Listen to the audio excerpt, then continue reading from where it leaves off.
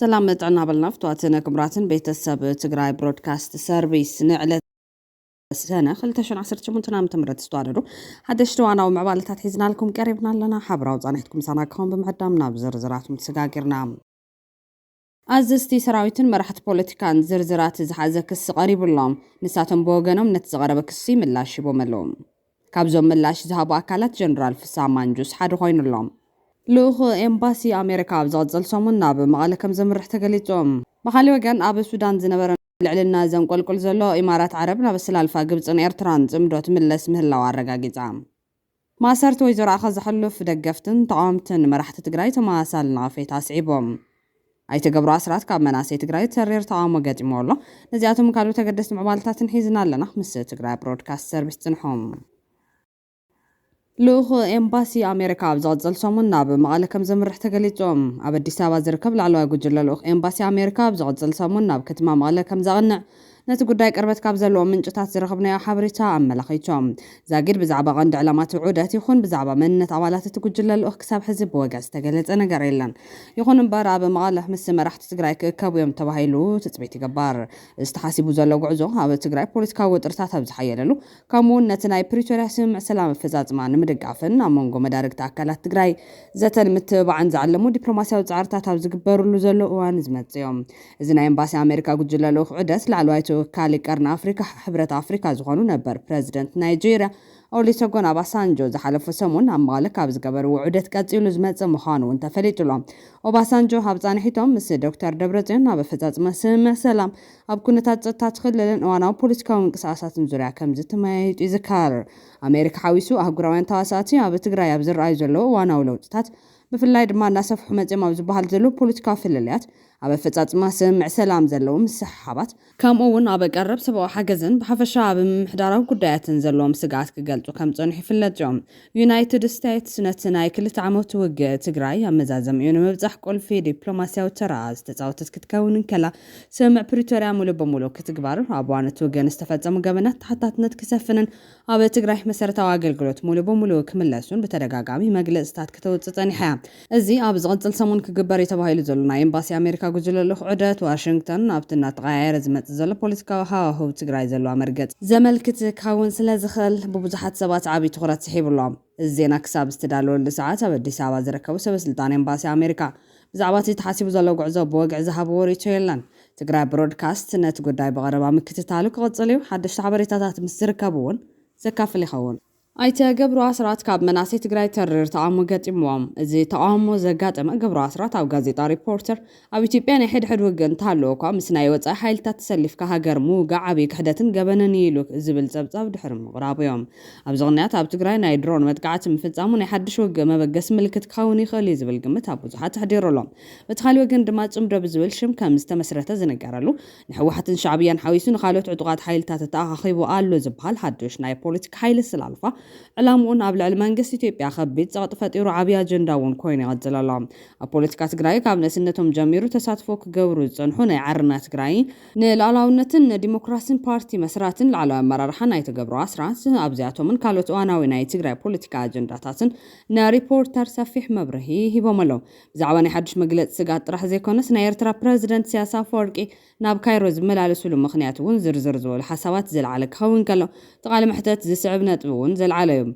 ريبورتر نايزس أمون نايدرون متقعت بوانا نت علامون منيوم ترجمو خنتا يوم نبحد شو جزاتي نتبع لسلزخنا تقول داي مسوق مجمار زتا سرك هوني خل ديو زبل حتى زعرب خوينام أي تجبر عسرات دما أبكوا بشرار استجور متقعت حوحت بعلامين ويم أبزوج أو مجلس أون بسلام من قدين كساسو أبزنا برو نايس راويس عبالات تمتقعت مفتزامو قنع كم زي كونه تزاري بيوم أنا ون كابستفلالي نايمر داثا من جتات كم زرقاقت كون تخوينو تمتقعت استفاد زما أرمع سرت سلسته أبز بحال سراويتيوم أرمع سرت سلسته ناب السودان كخير كن كساسن كله متقعت تفزمو بالخوينام زد ما مس جبت السودان كوين كان يتيبيان مو جايو جبت أوين أبرحوا كوين مكان تخونه مسارحن جنزبن كم محل فلوم يخوليهم ناي جبت يعمل بدحرس كوين كاي يتيبيان مو دايو حوحات ناي زتفاتات حيلة كال مخانم بعلو عبي ناي تاريخ بس اليوم أبي يتيبيان حد وجن تالو كام سناي وز حيل تتسلف كهاجر موجا ዓብይ ክሕደትን ገበንን እዩ እን ሃፀይ ዮሃንስን እን ራስ አሉላን ካብ ወፃ ዝመፁ ከም ግብፅን ድሩብሽን ዝበሉ ሓይልታት ተሕፊሮም ክመልሱ እንከለው እዩ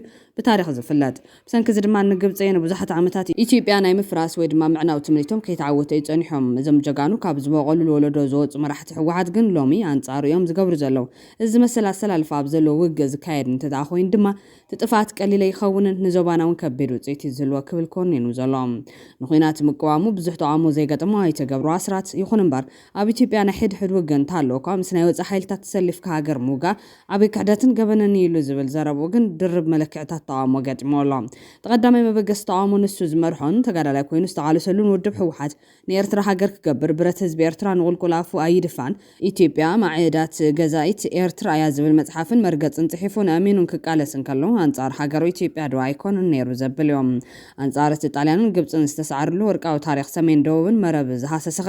ሎሚ ድዩ ሽዑን ከምኡውን ቅድሚኡ ኣብ ዘመነ ሚኒሊክን ሃይለ ስላሴን ዶ ኣይኮነን ዝብል ሕቶ ዘለዓሉ መናእሰይ ታሪክ ተጋሩን ናይ ሎሚ ኤርትራውያንን ብደሞቅ ዝተፅሓፈሉ ዓውደ ኩናት ጉራዕ ጉንደት ሰሓጢ ደጓዓልን ካለን ኣብ ግምት ዘእተወ ኣካል ኢትዮጵያ ዝኾነ ህዝቢ ትግራይ ንህዝቢ ኤርትራ ከም ባዕዳዊ ገይሩ ዝተቃለሰ ተጋዳላይ ገብሩ ዶ ኣይኮነን እዚ ንምንታይ ረሲዑ ሕዚ ሓድሽ በሰላ ታሪክ ከም ዘሎ ዝዛረብ ዝብል ተቃውሞ ቀሪብሉ ኣሎ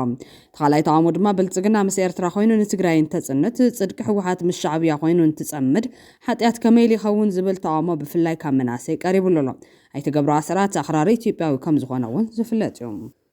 بخالي زينا ኣብ ሱዳን ዝነበረ ልዕልና ዘንቆልቁል ዘሎ ኢማራት ዓረብ ናብ ሰላልፋ ግብፅን ኤርትራን ጽምዶ ትምለስ ምህላው አረጋጊጻ ነዚ ምዕባለ ዝተመልከተ ትግራዋይ ሰለሞን ራያ ድማ ንልሂቃንን መራሕትን ትግራይ ካብ ግብፅ ጉርሒ ካብ ኢማራት ብልሕን መሃር ዝብል መልእኽቲ መሓላልፍሎም ኣብ መንጎ ግብፅን ሕቡራት ኢማራት ዓረብን ዘሎ ዝተሓላለኸ ጂኦፖለቲካዊ ርክብን ብዲፕሎማሲያዊ አካይዳ ብሓባር ንምፍታሕ ተስማዕምዐን ክልቴን ሃገራት ኣብ ጉዳያት ኢትዮጵያን ሱዳንን ሰፊሕ ናይ ረብሓ ምግጫውን ናይ ፍልልይ መስመራትን እኳ እንተሃሎን ኣብ መንጎን ዘሎ ስትራቴጂካዊ ጥምረት ከይፈርስ ዝስዕቦም ዘለዋ ቀንዲ ስልትታት ከም ዝስዕብ ምርድው ይከኣል ቀዳማይ ጥንቁቅ ዲፕሎማሲ ካብ ቀጥታዊ ግጭት ምዕቃብ ኣብ ውሽጣዊ ውግእ ሱዳን ጉዳይ ግድብ ህዳሴ ወይ ድማ ቀይሕ ባሕሪ ኢትዮጵያን ተጻራሪ መርገጽታት እንኳን እንተሃለወን ርክበን ናብ ቅልውላው ካብ ምውሳድ ንላዕሊ ፍልልያትን ብስልጡን መንገድን መሓዚ መርዛ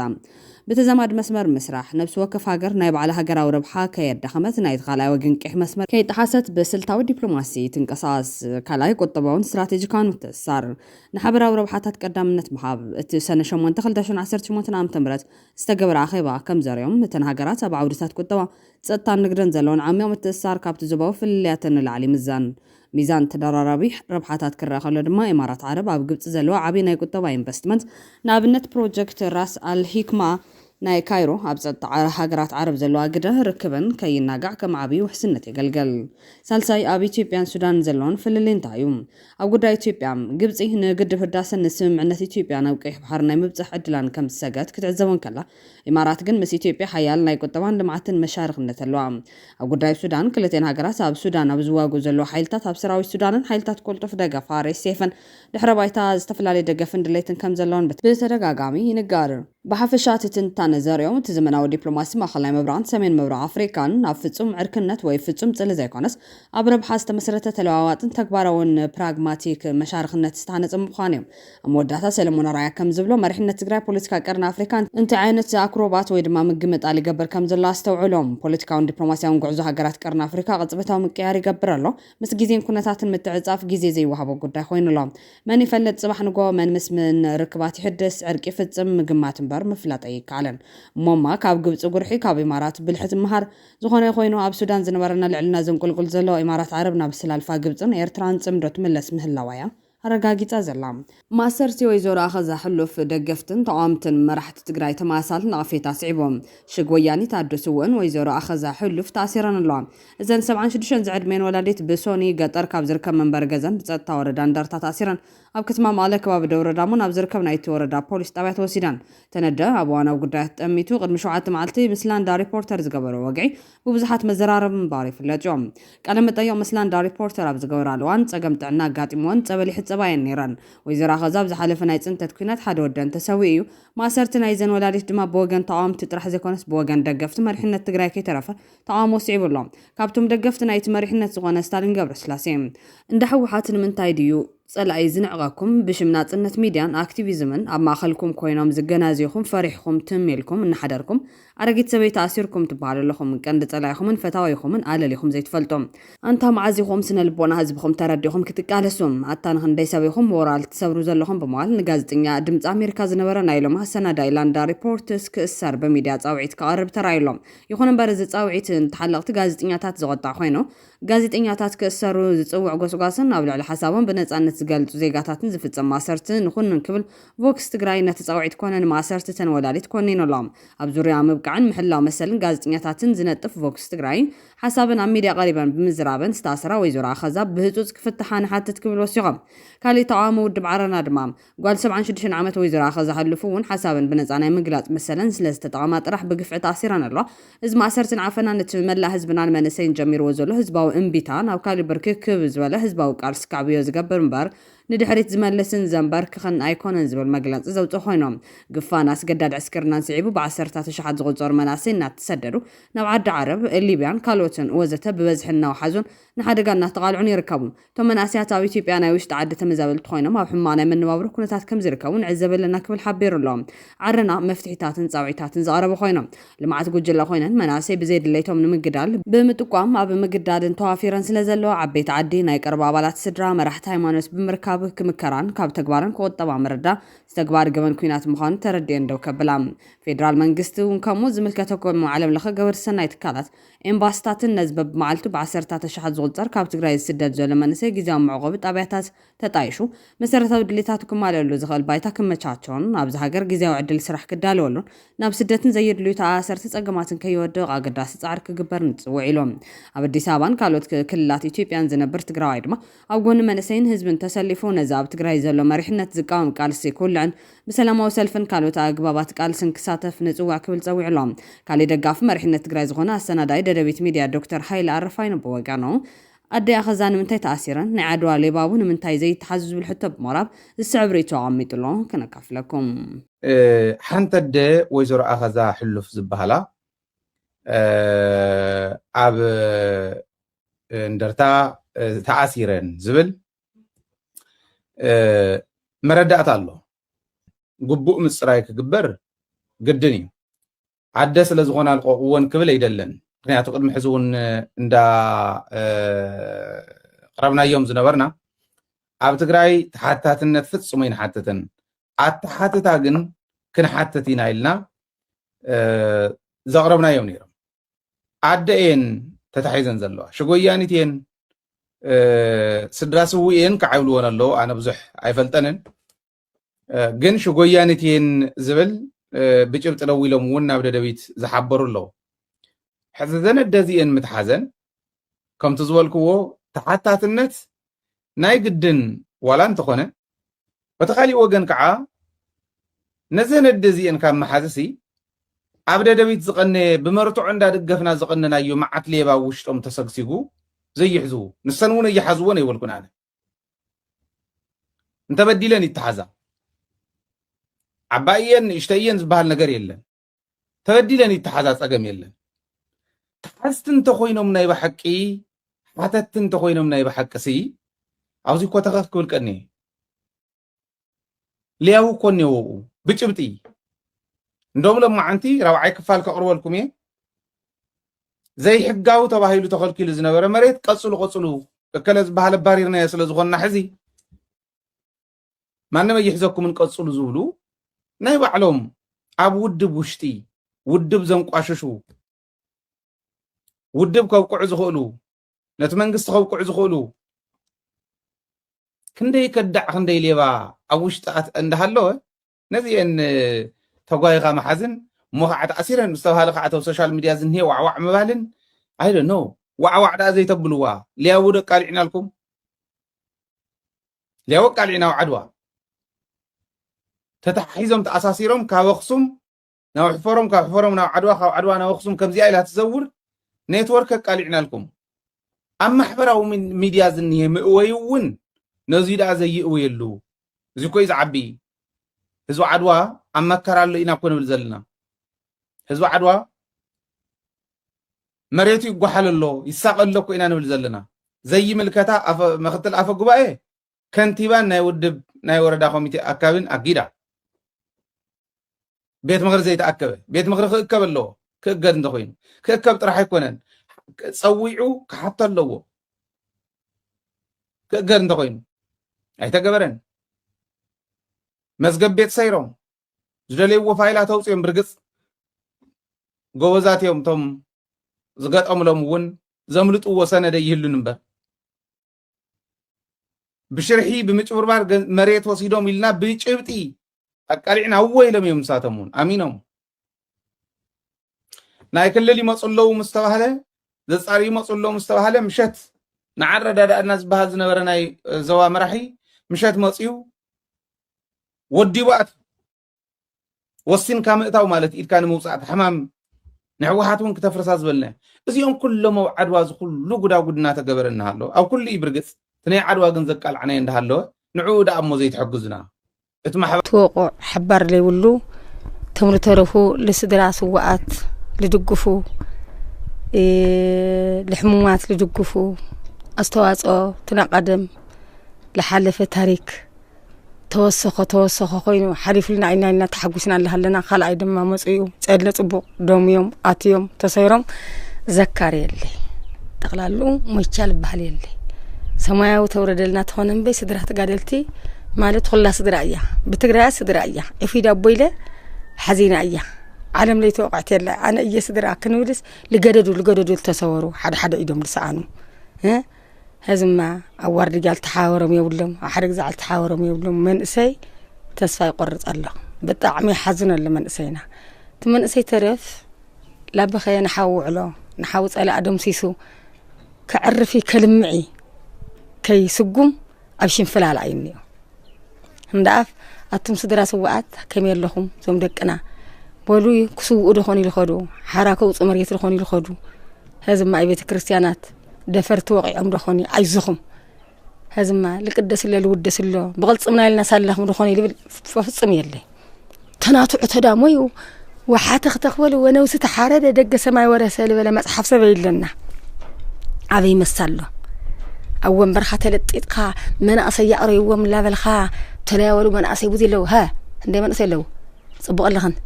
قلعلو هدا صبق لهم سخا حكيم لخا او 4-5 من اسي لو خدو دي تبال كله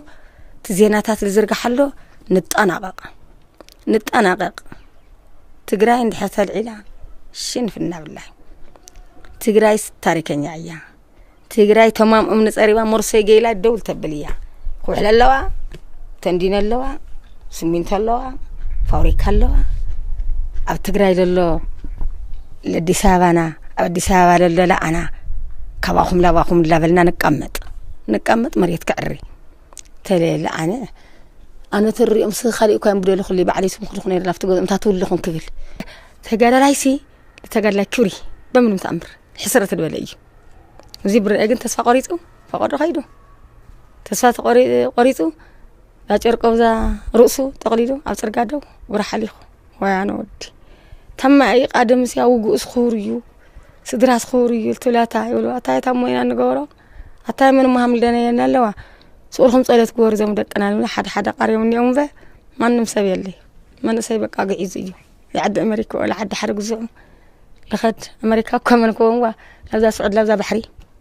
شك إلهم كم تأكلوا واتو يوم بحق الله سيف من هذا الصدرات قال لا يتأجم وينيا برهديو دستهديو غير منا فحج انجرح وسينا يعرمنا با حرق با يورد للولك أو انت لبأي حماتهم با يعرقتا قساوستي لبا عرقنا قساوستي لمصيوم يعرقو أو قساوستي أنا كي نقرم أصياف إيو نور طفئي نور طفئنا قاشي قسات إيه كرسا سمايتي قاشي دمال عيي قسطني مو هذه لريك أونتي أول الله هاليوم بملؤهم هايمانوت تلموني لهم يحقزنا حرستا يلي بلي سند عالم يلي بلي تعدت أف عالم يلي مريس الزر أسينو ودام توقعو وإذا ما حمكم أيكم لبل يلي سماي لانك عرر وقع حتى لخوا أخوتي يلي من له سماي دي نصرفي هاجر دي نصرفي أوشت أنا دي زيي تأيد سماي تقرأي إتبعي وا سأينا لين مصدرات قدلتي نمتينا لسي مصفن مستنكر سرحوه لحيرهم لسي يبرها سب تاريك لعيني بيتوني سب تاريك لقال ورم برس قالوا مني سب تاريك استهمأت نخون تاريك نحاز يردعها تمنى سيغازين ياريو قدام مسطرات قادلتي مستنكر لسرحنا مسما كاينا مستكر لسرحنا ليدي قالوا كاري هون تمريد سلايكو ولا سيهزي لبو معري قال لي هون التمس لايكو ولا هزي لبو قاشي سلسته سوي ام لي هون التمس لايكو ولا من اسي كورن قص هزي من اسي لك انا قبل من قبرني من اسي تهليكو عالم تطول بل من تطول بلو فوقات من تطول بلو من اسي رقعت ايوا ابوا دانيا كخوريو ادنسي خاكو خالتقمطو هز من يو تخور من يتحسر هذيك انا قنا يلي منقست كاين ولكن صحي ورحي كن تمسكنخي اسو خوينكم في برخه حمد لخونكم دقنا ردنا اذا تعطمكم يدمكم يستورق وانجل تمزقي وستي تفريدي وردلنا عين انه لنا صدرات قالتي هزكن طقلالو تمارو في خير خافوسي خامت يخاب قلت صميل حد يعني وبهلو زط دورزيوم وا يا ولدي ديوم غزاي لي دي مقله ولا ما وصا يخدو ولا ما عاد امريكا يخدو هذا بعد خلى رقص خاصبتي مريطكاي يلوم يوم لي تجزال تجراي يوم لي ترطر تجراي واي تغارينا لينا بعلتنا خصخصنا بعلتنا فرينا بعلنا خمرنا بعلنا عودتنا وعليه نقم بعليه إلنا لمطانا يهفتسه قلبت إلى مسافر سنة عدمنا عدمه مش طيقوا هذا عنده علي برا عقلتي توريده سبعي شدشتي أتين يخو من يوم تيوتو جيجنات أنا إلى سالمكم بردقي لو العصر بقاش أنا تاتو لها كله تاتو لها سخا قداس لها أنا إلى سالمك كله ولكي تايزي مريت تقمت إلي إنيو بمن مريت تقمت إلتني أيا بقدر ما النقل جمرت كني تنقو كو حطميو أو تلو مسكرات أمزوم حاشيهم من رحلو لزوم هساناتيك أتلو خلع يقولوا تليهم أبى أتلو وحيد أنا كرديت تقرأ وزنيا ريا أبى أتلو ستتتتتت هيك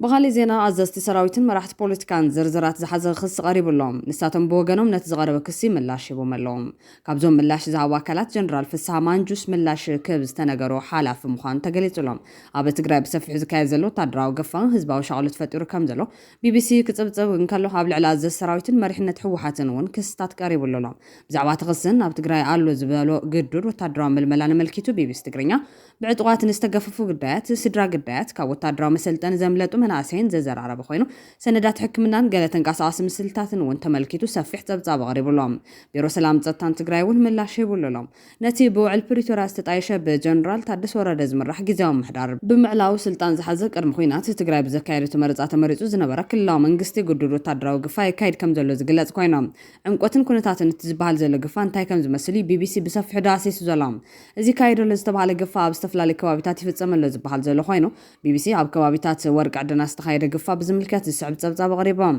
ነባራይ ከተማ ዓድዋ ኣብ ሓንቲ ቆልዓ ተስፋይ ገብረ ዝጋብሄር ካልስን ናይ ውሽጢ ስረን እናዘረ ብምሻጥ ዝረኸቦ ገንዘብ ህይወቱን ምምራሕ ኾነ ክራይ ገዛን ምኽፋል ክመለሉ ካለን ኣብ ዞባ ማእኸል ናብ ትርከብ ወረዳ ሕሳብ ፍሉይ ቦታ ጣብያ ዓዲ ፍታው ወርቂ ካሪሉ ኸይዶም ወርቂ ሪው ዒሎም ኣብቲ ከባቢ ንእሽተይ ኬንዳ ሰሪሖም እዮም ዝድቀሶም አንጊሆም ገስጊሶም ድማ ናብ ወርቂ ምራይ ወፍሮም 13 ጉንበት 2018 ዓ.ም بساعة إثيوبيا قاصرة 11 فران كبابياوي أقاصرة مريت وجج مسبلة كم لمود كوفرون تلعلو زوريهم بعطقات بوليسن كم استخبوا ترجعهم توم 280 المناسب باستات 25 عطقات 4 بوليس تقافيفهم أب كتم حسان أبزر كبيت تمرت عد في التوسو سيرام أو حدا كفلي بزي مقبل ما ينتقلفهم حديرهم نتبحيتو 14 قنبت كل تشون 18 عام تمرت سيبيل تخدينهم شقوط زعطقون سبات مسزع جبوهم بوليس متم ناب جنبار نبرتاو قالسن خن كيد كم زقفف ክዝረፉና ነጊሮምን ኣይብል ሓደ ካብ መንጎም ተመናሰይ ኣብ ሰለስተ ኣውቶቡሳት ተጻዒኖም ኣብ ዞባ ማእኸል ጥቃ ነበለት ናብ ዝርከብ ሰጉሕ ዝበሃል ወታደራዊ መሰልጠኒ ከም ዘጋዕዝዎም እቶም ምንጭታት ይገልጹ ይብል ጸብጻብ ቢቢሲ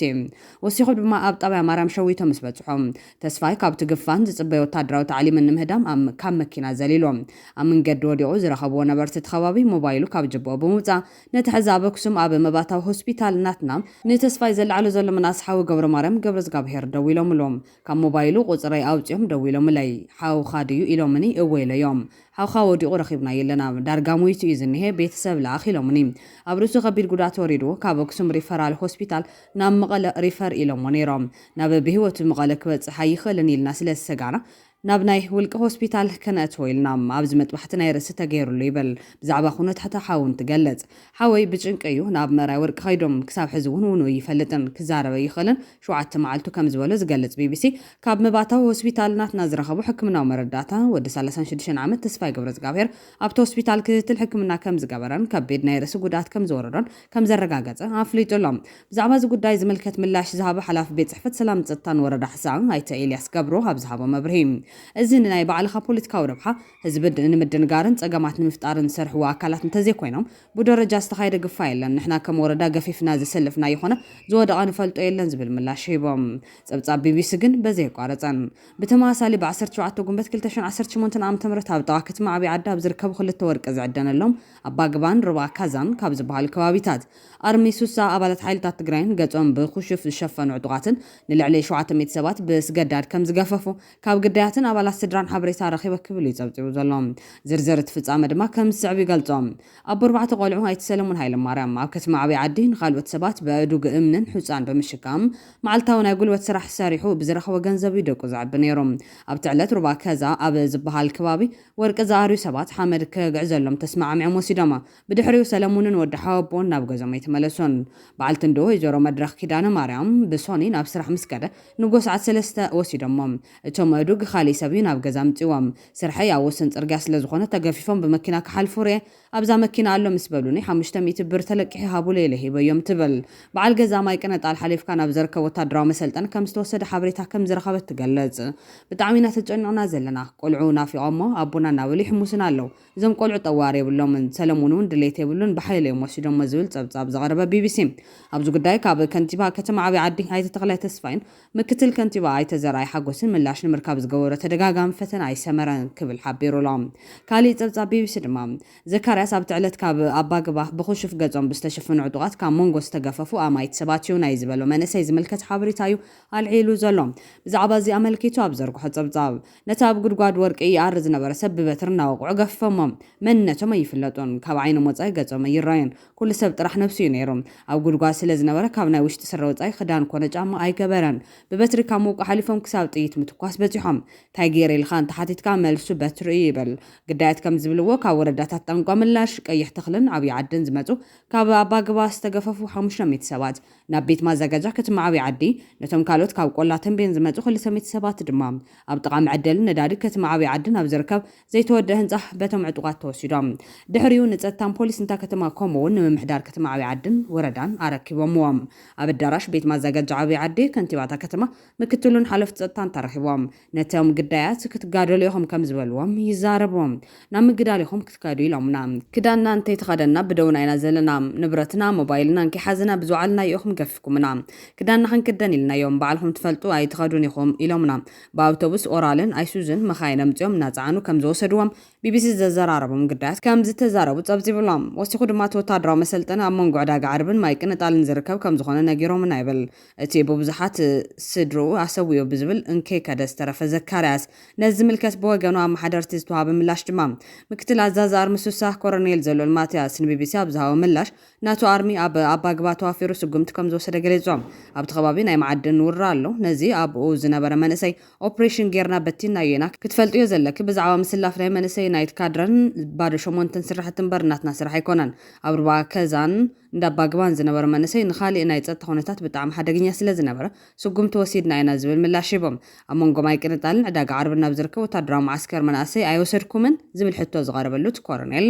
قدفيو እንደንሱ ኣነ ከምዚ ዓይነት ካርታ ኣይደልን ንስኺ እንታይ እየ ትኪ ብዛዕባ ካርታ እኮ የድልየኩምን ወይለከ ንሱ ጂፒኤስ ሒዝ ክረዮ ዝፈልጦ ነገር የብለን ኢሉ ንጋዜጠኛ ቢቢሲ ላይን ጽጋብ ምላሽ ይብል ተጸብጻብ ንወደይ ካብ ገዛ ገፊፎም ወሲዶም ናይ ዝበሉ ሓደ ትግራዋይ ኣቦ ዝምልከት ሓበሬታ እውን ትማዕኸን ዜና ጸብጽ ይብሎም ኣብ ብዙሓት ጣብያታት ዞባ ሰሜን ምዕራብ ትግራይ ኣብ ሚያዝያን ጉንበትን ክዳን ሓይልታት ትግራይ ዝተኸደኑ ዕጡቃት ገዛ ንገዛ ብምዛር ብዙሓት መናሰይ ከም ዝገፈፉ ግዳያትን ስድራ ግዳያትን ንቢቢሲ ገልጾም ኣይተሓጎስ ኣብቲ ዞባ ኣብ ትርከብ ሓንቲ ጣብያ ዝነብሩ ሓረስታዮም 14 ጉንበት 2018 ዓ.ም ብለይቲ ገዞም ተንኳሕኪሖም ደቂሶም እዮም ነይሮም ሬንጀር ዝተኸደኑ ዕጡቃት ከም ዝረኣዩ ይዛረቡ ቶም ዕጡቃት ንወዲ 20 ዓመት ወዶም ካብ ድቃስ ወልዒሎም ወሲዶምዎ ብሓደ ደቂስና ነርና እንታይ መጽኡና ኢልና ፈሪሕና እከለይና ኣይበሉን ንወደይ ስለ ዝረኸብዎ ንዓይ ሕለፍ ኢሎም ካብ ገዛ ገፊፎም ወሲዶምዎ ሕዚ ኣብዚ ኣሎ ይብሎን ደሃዩ የብልናን ከም ዝበልዎ ትማዕኸን ዜና ሓቢሩሎም ንወዶም ንምንታይ ከም ዝወሰድዎ ነቶም ዕጡቃት ከም ዝሓተትዎም ዝገለጹ ኣይተሓጎስ ኣየድለይካ እንተመለስ ናብ መሓዙቱ ናብ ምግዳል ኢላ ንወስዶ ዘለና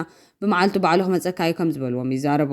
ኣብ ከባቢኦም ኣብ ዝሓለፈ ሚያዝያ እውን ብቐትሪ ኣስታት 4 መናሰይ ብዕጡቃት ከም ዝተወሰዱ ዝዛረቡ ኣይተሓጎስ ሰብ ክቃለስ እንተኮይኑ ብድለይቱ እምበር ንዓመፅካ ምውሳድ ስርዓት ዘለዎ ኣይኮነን ብጣዕሚ ሕማቕ ነገር እዩ ወላዲ ደቅና ክወስዱልና እዮም ኢሉ ተሻቒሉ እዩ ዝኒሄ ይብሎም ነዚ ዝምልከት ምላሽ ዝሃበ ሓላፊ ቤት ፅሕፈት ሰላም ፀጥታን ዞባ ሰሜን ምዕራብ ትግራይ ኣይተ ተስፋይ ኣባድ ድማ መንእሰይ ንምምካት ይዳሎ ከም ዘሎ ንቢቢሲ ኣረጋጊጹሎም ዘሎ ሓቂ ጸላእቲ ሕዚ እውን ዝተፈላለዩ ፅሕተራታት ይገብሩልና ኣለው ክሳብ ሕዚ ኣብ ዕፅዋን ክባን ኣለና እዚኣ ዝዕዘብ ዘሎ መንእሰይ ከይመውት ዳግማይ ፅንተት ከይፍፀመሉ ንዓርሱ ክከላኸል ስለ ዘሎ ነዚ ከም ዝበለ ፋሽታዊ ስርዓት ንምምካት ነብሱ ናይ ምድላውን ናይ ምክልኻልን ስራሕ ይሰርሐሎም ተገፊፎም ተዓፊኖም ዝብሉ ዘረባታት ግና ውድብ ብልጽግና ዝገብሩ ዘሎ ሽርሕ እዩ ዝብል ምላሽ ሂቦም ካብ መዘናግዕ ቦታታትን መንገድን ዝተገፈፉ መናእሰይ ዝምልከት እውን እቲ ጸብጻብ ዘርጊሑሎም ኣብ ከተማ ኣክሱም ብሰንበት 16 ጉንበት 2018 ዓ.ም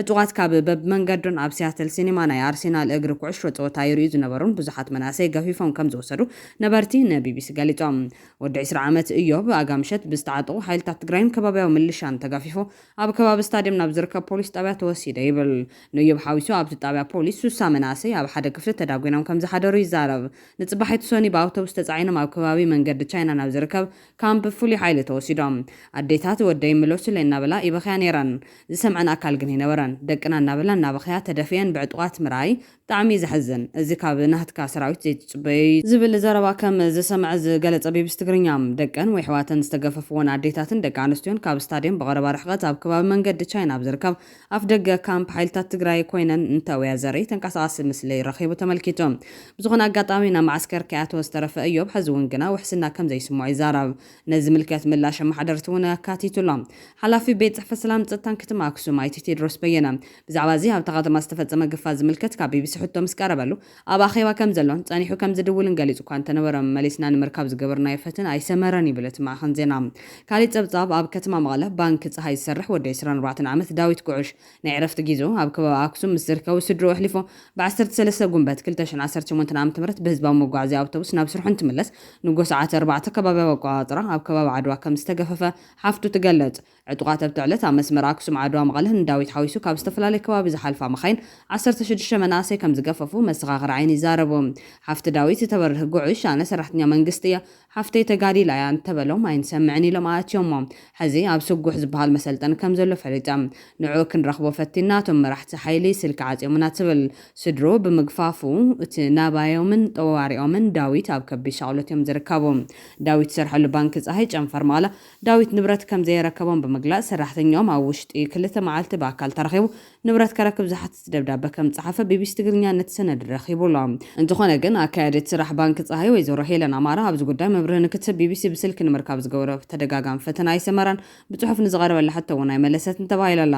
ምላሽ ኣመሓደርቲ ዝምልከት እውን ሓላፊ ቤት ፅሕፈት ሰላም ፀጥታን ከተማ ዓድዋ ኣይቲ ተስፋይ ገብረሃወረ ከምቲ ኣብ ሙሉእ ትግራይ ኣብ ካልኦት ከባቢታት ዘሎ ምንቅስቓስ ኣብቲ ከተማ ናይ ምግፋፍ ዘይኮነስ ኣሚንካ ናይ ምስላፍ መደብ ከም ዘሎ ንቢቢሲ ገሊፆም ግፋን ምስላፍን ይፈላለዩ ዝበለት ሓላፊ ከም ተጋሩ ሕዚ ኣብ ከቢድ ሓደጋ ኣለና መሬትና ተወሪሩ ላዕላዊ ግዛትና ኣይተመለሰን ተመዛበላይና እውን ኣደዳ ጥሜትን ሞትን ኮይኑሎ ስለዚ ንሕና ሉዓላውነትና ከነኽብር ክንክእል ኣለና ከባቢያዊ ፀጥታ ንምሕላው ነቲ መንእሰይ ኣሚንካ ተእትዎ ኢኻ ናብ ሰራዊት እንድሕር ዝኣቱ ኮይኑ ወታደራዊ ስልጠና ዘድልዮ እንተኮይኑ ክወስድ ይኽእል ኢሎም እቲ ካብ ኣክሱም እናተመለሰ ካብ ህዝባዊ መጓዓዝያ ተገፊፉ ዝበሃል ንዓይ ሓድሽ ሓበሬታ እዩ በማል ተፍትሽ እምበር ግፋ ከም ዘይካየድ ተዛሪቦም ደቅኽን ዘይጋደልክን ተባሂለን ዝተኣሰራ ኣዴታት ዝምልከት ፀብጻብ ቢቢሲ ከም ዝስዕቦ ቀሪቦሎም ኣብ ዞባ ምብራቕ ትግራይ ከተማ ውቕሮ ደቅኽን ወይ ሰብኡት ሰውትክን ናብ ምግድ ኣላኻ ንዝብል ጎስጓሰ ማሕደርቲ ዘይተቐበላ ኣስታት 50 ኣዴታት ካብ 13 ጉንበት 2018 ዓ.ም ጀሚሩ ንሓደ ሰሙን ከም ዝተኣሰራ ንቢቢሲ ገሊፀን ብፍላይ ኣብ ጣብያ ጋዚ ወለዲ ኣኼባ ስለ ዘሎ ናብ ቀበሌ ክትመጻ ዝብል መጽዋዕታ ወረቐት ተዋሂቦን ኣብ ምስከዳ ግና ደቂ ክነጋድላ ከም ዝተባህላ ይዛረባ ካብ ሞንጋን ሓንቲ ወይዘሮ ሃንሳ እዚኣ ናይ ሞትን ሕወትን ጉዳያ በልዓይ መጽና ስለ ዘሎ እዛ ትግራይ ኤድኩም ሕወሱላ ዘይጀመርና ኢና ነጀምር ዘለና ዘይተጋደለ ደቅኽን ሰውትክን ኣጋድላ ኢሎምና ዓቕሚ ኣዳም ዝመልአ ውሉድ ኣለዋ ስለ ዝተባሃልኪ ንውሉድ ኺና ደሊና ኢሎምኒ ምሳይ የለን ምስ በልክዎም ተምጽዮ ኢሎም ኣብ ጣብያ ጋዚ 8 መዓልቲ ብዘይ ምግቢ ተቆሊፍና ደቅኽንን ሰውትክንን ኣይነምጽን ተይልክን ተፍትሽ ዘይቀሪ ኢሎምና ወላዲ ጸጊምዎሎ ወላዲ ከፊእዎሎ ትብል ኣባል ሓይልታት ትግራይ ዝነበረትን ብሰንኪ መውጋእቲ ዝተሰናበተትን ሃይማኖት ብርሃን ነዚ ኩነታት ኣብ ማሕበራዊ ሚድያ ብምቅላዕ ንሰለስተ መዓልትታት ከም ዝተኣሰረት ትዛረብ ኩናት ደም ምፍሳስ ይትረፍ ኣፈላላይ ኣብ ጣውላ ይፈታሕ ሰላም ኢና እንደሊ ተንጣር ነፍቲ ናይ ቀበሌ ደቅኽን ኣዲስ ኣበባ ልእክን ደቅማተን ከጋድላ ገዛ ንገዛ ይዘራለዋ ብምባል ተኣሲረም ዘይወፀ ስኮጆ እናሃለወኒ ኣብ ስሚንቶ ሕዲሮም ፀገም ወሲኾም ምለይ ክትብል ንቢቢሲ ገሊጻላ ምላሻ ማሕደርቲ ዝምልከት ኣብዚ ጉዳይ ዝተሓተቱ ከንቲባ ከተማ ውቅሮ ኣይተ ገብረ ሚካኤል ገብረ መድህን ሓላፊ ቤት ጽሕፈት ሰላም ጸጥታን ወረዳ ውቅሮ ኣይተ ገብረ ሚካኤል ተኽላይን ነቲ ብግዳይነት ስድራ ግዳያትን ዝቐረበ ክሲ ኣባይታ ዘየለ ጻዕዳ ሕሶትን ምስሊ ተኸባቢ ንምጽላም ዝቐርብን ብምባል ነጺጎሞም ጉዳይ ማእሰርቲ ሃይማኖት ኣብርሃ ሓቂ ምዃኑ ዛመና ኣይተ ገብረ ሚካኤል ገብረ መድህን ማስክ ገይሮም ጸሊም መነጽር ገይሮም ይገፉ ኣለው ስለ ዝበለት እዚ ሓሶት ስለ ዝኾነ ናብ ሕጊ ቀሪባ ቤት ፍርዲ ናይ ቲክቶክ እዩ መቐጽዒ ይብሉን ኢሉ ብ5000 ብር ዋሕስ ዋሊሎም ካሊእ ጸብጻብ ቢቢሲ ድማ ካብ ወታደራዊ መሰልጥን ዘምለጠ መንሰይ ዝድህስስ እዮም ብ16 ሚያዝያ 2018 ዓ.ም ኣብ ዞባ ሰሜን ምዕራብ ካብ ዝርከብ ሓደ ጣብያ ከባቢ ሰዓት 5 ናይ ለይቲ ኣብ ቅድሚ ወላዲው ብዕጡቃት ከም ዝተወሰደ ዝዛረብ ሰናይ ኣብ ዛና ኣብ ዝርከብ ወታደራዊ ማዕስከር ን28 መዓልትታት ወታደራዊ ስልጠና ከም ዝወሰደ ይገልጽ ወዲ 18 ዓመት ሰናይ ምስ ካልኦት 15 መናእሰይ ከም ዝተወሰደን ኣብቲ መሰልጠኒ ተዓለምቲ ሕማቅ ኣተሓዛ ከም ዝግበረሎምን ይሕበር ጎቦታት ዘለዎ በረኻ እዩ ቤት ትምህርቲ ዝመስል እዩ እቶም ክፍልታት ውስናት ስለ ዝኾኑ ኩሉ ሰልጣኒ ኣብኡ ንክድቅስ ኣይከኣልን ቀዲሙ ዝኣተወ ኣብ ክፍልታት ይሓድር ዝተረፈ ድማ ኣብ ደገ ኣብ ኬንዳ ይሓድር ኣብ ሓደ ክፍሊ ክሳብ 30 ንኸውን ሰባት ተጨናኒቕና ኣብ ስሚንቶ ኢና ንሓድር ፍርናሽ ኮነ መደቀሲ የብሉን ንከይንመልኦ ሓፁርን ሓለዋን ኣሎ ኣብኡ ንግሆን ምሸትን ይረኣዩኻ እምበር ኣብ ምንታይ ትድቅስ ዝብል ጉዳዮም ኣይኮነን ንግሆን ድሕሪ ሰዓትን እዮም ዝሰልጡንና ጉያ የጉዩና ፍልሊ ኣካላት የስርሑና ስልቲ ኣታታትዋ ጸላን ምትኳስ ኣጽዋርን የሰልጡንና ይብል ተዓለምቲ ካብቲ ወታደራዊ ማዕስከር ካድሙን ተተረኺቦም ከቢድ ቅፅዓት ከም ዝወርዶምን ከም ዝሰቃዩን እዩ ሰናይ ንቢቢሲ ገሊፆም እቶም ዓጓን ሬንጀርን ዝተኸደኑ ወታደራት ብጣዕሚ እዮም ዝወቕዑኻ ካድሙ ፈቲኖም ዝተተሓዙ ኣብ ቅድሚ ሰልጣኒ ብበትሪ ወቕዕዎም 45 ሜትሮ ኣብ እምኒ ብኸብድኻ ተፋሕኺ ይብሉኻ ብጣዕሚ ክፉዮም ሰናይ ንሱ እውን ተተታሒዙ ከም ካልኦት ማሳል ዕጫ ከም ዝገጥሞን ተፈለጠ እውን ግና ብዝኾነ ዓይነት መንገዲ ንካድም ከም ዝወሰነ ይዛረብ እቶም ተዓለምቲ ንምግቢ መስርሒ ዝኸውን ዕንጨይቲ ኣብ በረኻ በብተራ ሓለው ተገይሩሎም ኣብ ዝኣሪሉ እዋን ካብቲ ኣስታት ሓደ ወርሒ ስልጠና ዝወሰደሉ ወታደራዊ ማዕስከር ሃዲሙ ከም ዘምለጠ ይገልጽ ነዚ ክሲ ቢሮ ሰላም ጸጥታን ትግራይ ምላሽ ይብሉሎም መንእሰይ ትግራይ መልሚሉ ዝሃበና ነሰልጥነ ኣለና ዝብል ምላሽ ይብሉሎም ቢሮ ሰላም ጸጥታን ትግራይ ኣብ ትግራይ ተመልሚሎም ንዝመጹ መናእሰይ ወታደራዊ ስልጠና ይህብ ከም ዘሎን መስርሕ ምልመላ ግና መንግስቲ ትግራይ ይፍጽሞ ከም ዘሎን ንቢቢሲ ኣረጋጊጾም ቢቢሲ ትግርኛ ንሓላፊ ቢሮ ሰላም ጸጥታን ትግራይ ጀነራል ፍስሓ ኪዳኑ ፍስሓ ማንጁስ ብስልክን ናይ ጽሑፍ መልእኽትን ብቐጥታ ክረኽቦ ፈቲኖም ሓላፊ ቤት ጽሕፈት ኣይተ መብራህቱ ሃይሉ ንቢቢሲ ምላሽ ንክብ ጀነራል ፍስሓ ኪዳኑ ከም ዝተነገሮ በመግላጽ ዝስዕብ ምላሽ ሂቦም ኣይተ መብራህቱ ብዛዕባ ሰራዊት ምምልማል እናትና ስራሕ ኣይኮነን ምስትሓዝ ተጣይሹ ዘሎ መንግስቲ ምስኡ ተዘራረቡ መንግስቲ ትግራይ መልሚሉ ዝህበና ንሕና መልሚሎም ንዝሃቡና ሰብ ነሰልጥንን ነብቅዕን ኣለና